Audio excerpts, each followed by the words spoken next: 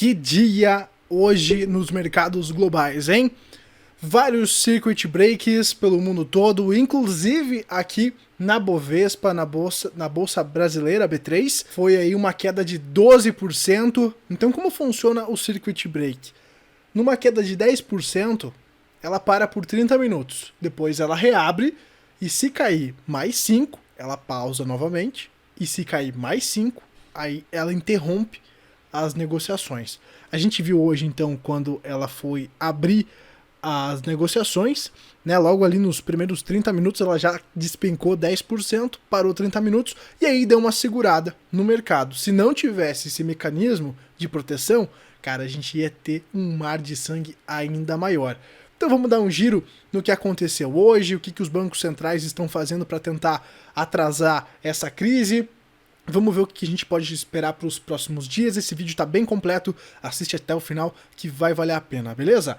Vamos começar aqui então pela notícia da Ibovespa. Bolsa brasileira desaba 12% na pior queda em 21 anos e vai ao menor patamar desde 2018, pessoal. A gente vai girando aqui também, a gente vê então eu vou deixar aqui na tela as maiores baixas, as maiores altas. Vou destacar aqui a Petrobras, que teve uma queda de 29,7%, principalmente impactada pelo que a gente falou ontem, no vídeo de ontem que a gente gravou lá domingo na correria, sobre a treta ali da Arábia Saudita e da Rússia, né, que ocasionou na queda do preço do petróleo. É claro que a Petrobras vai ser diretamente afetada por essa baixa do petróleo. Já vamos comentar em mais detalhes sobre como isso pode afetar a economia e por que isso afeta a economia. Vamos continuar aqui com bancos centrais, né? Falando de Banco Central. Banco Central brasileiro, ele vendeu hoje de manhã 465 milhões de dólares no segundo leilão de dólar, e para tentar conter essa alta aí do dólar. O dólar vem disparando nos últimos dias, mas é claro que não conseguiu segurar, o dólar subiu. Deixa eu ver quanto que ele fechou hoje aqui, na matéria de 2,4, mas hoje o dólar fechou em alta de 1,97, quase 2%. Só para deixar vocês atualizados, então, mesmo com esse leilão de dólar, ou seja, o Banco Central injetou liquidez no mercado, colocou dólar para rodar barato, né, queimando as nossas reservas, mesmo assim ele não conseguiu conter essa alta, porque, claro, tem um fundamento por trás. Se o investidor internacional, como a gente comentou no vídeo de ontem, tá tirando dinheiro da Bolsa Brasileira, quer dizer que vai aumentar a demanda por dólar, ele tá correndo lá nos treasuries americanos para buscar segurança, então se aumenta a demanda do dólar, é claro que vai aumentar o preço também. Mas o Banco Central, né, os bancos centrais, eles tentam intervir para não explodir na cara de todo mundo. Inclusive o Banco Central americano está fazendo o mesmo, está injetando dinheiro, está injetando liquidez. É claro que esse dinheiro gratuito tem consequências. Então olha só, para tentar acalmar mercados, Fed vai elevar suas injeções diárias no mercado em 50 bilhões de dólares. Só que repare bem, ele vai aumentar as injeções, ele vai elevar. Então o Fed agora ele vai injetar um total de 150 bilhões de dólares por dia para tentar conter essa crise. Vale lembrar que o Fed não vem fazendo isso nas últimas semanas apenas. Ele já vem fazendo isso há muito tempo. Lá no Overnight, lembra que a gente falou nos vídeos aí dos meses atrás, falando sobre os fundamentos da próxima crise, os fundamentos econômicos? Então, o Fed já vem fazendo essas injeções de crédito há muito tempo, lá de setembro de 2019, lá bem para trás. Só que agora, por conta desse pânico aí que o vírus gerou e essa crise do petróleo também, o Fed vai ter que aumentar para tentar acalmar os ânimos, e eu não me espantaria de ver bancos centrais cortando juro ainda mais. É uma anomalia econômica, né? Mas eu não me espantaria em ver o Fed cortando juro e talvez o Banco Central do Brasil, que é claro, aumentaria ainda mais a bola de neve, que é o fundamento para dar uma grande crise. O vírus, o do petróleo, ainda não é a treta. A treta é os fundamentos que a gente já vem falando há muito tempo, que é o endividamento das empresas, que é o juro negativo. São esses unicórnios de tecnologia, o WeWorks, Netflix, que não dão lucro e estão aí rodando, certo? com o juro negativo. Então essa que é a treta, mas ainda nem foi tocado no assunto. Talvez a gente vai ver isso, esse assunto sendo discutido aí daqui a alguns meses ou alguns anos, a gente não sabe. Mas vamos continuar aqui nesse giro de notícias, desses fatos relevantes de hoje, que senão o vídeo vai ficar muito grande, sobre então essa consequência da baixa da Bolsa Brasileira. E agora a gente vai falar do índice VIX, que deu uma explosão, né? O índice VIX é o índice de volatilidade do S&P 500, que é uma bolsa americana, e ele chegou a patamares da crise de 2008. O índice VIX, que também é conhecido como o índice do medo, o que indica que os investidores, que os acionistas do mundo todo estão com medo, estão em pânico. Mas nós já vamos ver outros indicadores que podem dar uma acalmada aí no seu coraçãozinho, tá? Hoje, o Paulo Guedes, ele fez uma entrevista e ele comentou sobre essa questão da desaceleração, da redução da economia global no mundo todo, certo? Ele falou que já não é uma coisa que acontece de hoje, já é uma coisa que acontece há anos, né? Como a gente já falou lá do PIB do Japão, que já está em queda aí de 6,3% no último trimestre. A Alemanha, que teve aí um PIBinho de 0,6% em 2019, menor do que o PIB do Brasil. A gente vê a Itália, que a gente já vai falar também da Itália. A Itália aí tá tendo um crescimento de uma média de 1,8% nas últimas décadas. Então a Itália ela já vem numa recessão prolongada. Eu vou deixar um trechinho dessa entrevista do Paulo Guedes para vocês verem o que ele falou e para vocês também verem que não sou só eu que estou falando sobre essa crise, sobre os fundamentos, sobre o mundo todo desacelerando. Tem também o ministro da Fazenda do Brasil. O mundo está em desaceleração sincronizada, ou seja, o mundo todo está descendo. Não é um país, não são dois países. O mundo está desacelerando. A Índia reviu bastante para baixo antes do coronavírus. O vírus está só sendo a gota d'água, porque o mundo já estava desacelerando. E o coronavírus, na verdade, virou uma pandemia que acelerou essa queda da economia mundial. E agora vamos falar do dito cujo, do vírus, que a gente não pode mencionar o nome, porque senão o YouTube corta o nosso alcance. A Itália, pessoal, entrará em isolamento total, em quarentena, o governo anunciou hoje. Então uma medida que vai ainda mais afetar a economia italiana, que já está horrível, vai afetar a Europa como um todo, e aí a gente volta a falar do efeito dominó. Aí a gente volta a falar como que esse vírus ele tá causando um efeito dominó por conta das quarentenas, por conta da redução do comércio. Quando as pessoas ficam em casa com medo, elas não compram, elas não consomem, mas somente o vírus não justifica essa queda toda, esse pânico todo. Somente o vírus não justifica. Existem outros fundamentos por trás, que é o enfraquecimento da economia, que é o que a gente já vem falando há meses, do enfraquecimento da economia global, do fim do ciclo econômico, só que agora o vírus vem para estourar o balão, para botar fogo no parquinho. Israel também, né, passará a exigir aí quarentena de cidadãos que retornam de viagens, o que reforça a preocupação, esse incentivo pelas quarentenas, pelo isolamento, o que vai causando mais pânico na população, o que vai causando mais medo.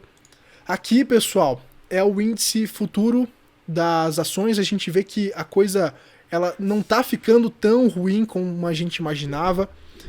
O índice VIX ele dá uma respirada, diminui um pouco a volatilidade futura. Então o mercado está esperando que amanhã o céu nasça, que a tempestade passe. Então a gente vê aqui bolsas americanas como Dow Jones, S&P registrando no mercado futuro uma pequena alta, uma pequena recuperação. Isso pode ser uma armadilha? Pode ser um bull trap? Pode, né?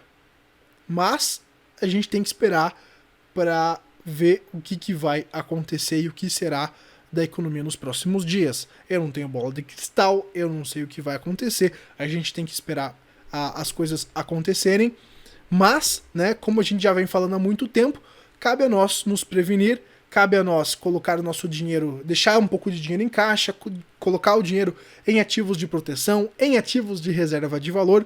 Então ninguém sabe o que vai acontecer, quando vai subir ou quando vai cair. Cabe a nós analisar diariamente, ver o que está acontecendo, tanto numa análise técnica de gráfico, quanto numa análise fundamentalista do que está acontecendo no mundo. Então cabe a nós ter essa percepção total para tomar as decisões e correr o risco que a gente está afim.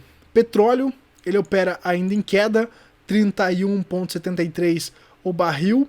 WTI dos índices futuros, então uma recuperação leve de 1,90%, é o que nos diz os mercados futuros. E a gente viu as consequências de tudo isso na Petrobras hoje. A Petrobras fechou aí com um valor de mercado de R$ 16,05. Foi uma queda gigantesca, o que fez as puts, as opções de puts que eu comentei há alguns meses atrás que era importante ter na carteira como ativo de proteção, dispararem. Eu tava com uma put aí com strike a 16 e alguma coisinha, 16,20 acho que era, não lembro direito.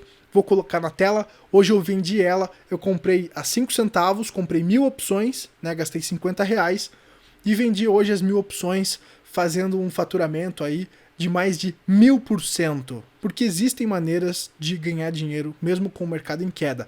Posso falar num próximo vídeo mais em detalhes o que são essas opções, o que são esses derivativos e como a gente consegue aproveitar essa volatilidade para ganhar dinheiro. Vamos finalizar o vídeo aqui, pessoal, que já está bem grande, e falar sobre a percepção do medo, o ciclo dos mercados, a parte mais emocional. Então a gente viu aí uma euforia nos mercados, todo mundo feliz, todo mundo achando que a bolsa ia subir para sempre, que agora era 150 mil pontos.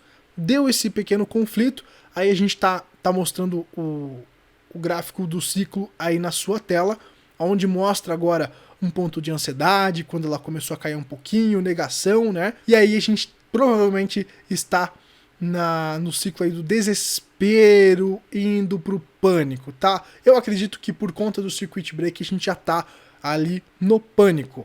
E o que acontece depois de tudo isso? Uma alta, né? Então tem a depressão, onde fica ali um nível baixo, mas ela começa a subir com a esperança de recuperação do mercado, o alívio quando você vê os ativos voltando aos preços que estavam antes, e o otimismo que vai levar novamente ali ao entusiasmo, excitação, euforia, e é o ciclo econômico que a gente já vem falando há muito tempo. É claro que esse é o ciclo das emoções, não justifica, né, o vírus, essas coisas não justificam essas quedas. O que está ocasionando essas quedas é o enfraquecimento da economia, é os mercados já com medo desse enfraquecimento, juros baixíssimos. Então quando ocorreu a crise lá dos bonds, das empresas quebrando, banco quebrando, como que você vai conter essa crise, né? Porque se você já está reduzindo o juro a quase zero, para onde você vai correr? Então, a grande crise que a gente vem falando, pessoal, ainda não aconteceu, tá? A gente está vendo aí um susto do mercado, um mercado que já estava frágil, levando um tapa na cara, levando um soco, né? E aí a gente vê essa consequência toda, mas o brabo, o negócio bruto ainda não aconteceu. A gente ainda não viu o banco quebrando, tá tudo certo, teoricamente, na economia, embora a gente já veja o Fed tomando atitudes para estimular a economia desde o ano passado. Então provavelmente já tem alguma fruta podre embaixo do pano, que ainda não nos foi revelada, mas ainda não tem motivo para tantas quedas assim. Então imagina quando realmente a crise chegar. A gente vai ver possivelmente quedas aí de 70% na bolsa. Eu não sei se vai ser agora, eu não sei se vai ser daqui a um ano, tem eleições americanas, provavelmente o Trump vai tentar segurar a economia, porque se a bolsa cair, ele cai junto, né? Ele não vai se reeleger, então provavelmente eles vão fazer de tudo para segurar essa crise, vão cortar juros, vão injetar dinheiro público na economia, lá nos bancos, na bolsa, vão comprar título podre para tentar manter esse crescimento artificial da economia. Essa correção foi uma correção necessária porque os mercados já estavam crescendo desenfreadamente, né? Criou-se uma cultura de que a bolsa só sobe, que os mercados só sobem, E essa correção, ela é importante, ela faz parte da economia, ela faz parte dos ciclos econômicos e cabe a nós nos proteger e saber como nos proteger. Aqui na descrição eu vou deixar alguns vídeos onde eu já falo sobre essa crise há algum tempo, sobre os fundamentos e algumas maneiras de você se proteger. Então, acessa os vídeos que estão aqui na descrição. Eu acredito que eu já falei sobre tudo, os fatos mais relevantes, né, pessoal, desse dia. Deixa eu dar uma olhada aqui se alguém não me mandou nada de importante. Bolsa Brasileira perde 1 trilhão apenas em 2020. Então não tem nada demais aqui pelo que eu consegui rastrear no meu radar. Acredito que eu já passei tudo aqui, pessoal. O vídeo ficou gigantesco, mas foi esse resumão. A gente não sabe o que vai acontecer nos próximos dias. Cabe uma análise diária e mais de perto, caso você queira se posicionar em algum ativo. E é isso, pessoal. Finalizo esse vídeo. Eu espero que esses vídeos te ajudem a tomar decisões, a se prevenir, a se proteger, a aproveitar os ciclos econômicos para fazer o hold. A gente vê agora muita gente perdendo dinheiro na bolsa. A gente vê a turma do buy and hold se escondendo, né? Ainda fico muito triste que existem casas de análise mandando comprar e tal, sem ter muita certeza do que vai acontecer no mercado. Pode ser que amanhã chegue uma notícia doida aí, que a Arábia Saudita tacou mais fogo no parquinho ainda e as ações caiam mais. Cabe a nós ficarmos de olho, né, na volatilidade. A gente viu a volatilidade caindo, provavelmente amanhã, terça-feira, os mercados vão dar uma respirada, mas a gente tem que ver ainda essa novela se desenrolando nos próximos dias, tá bom, pessoal? Eu espero então, do fundo do coração, que esse vídeo ajude a você de alguma maneira. Temos o nosso grupo gratuito lá no Telegram, então você pode participar lá do nosso grupo para trocar ideia, para mandar informação, para a gente trocar informação. Por hoje é isso, um forte abraço, até a próxima, tchau, tchau!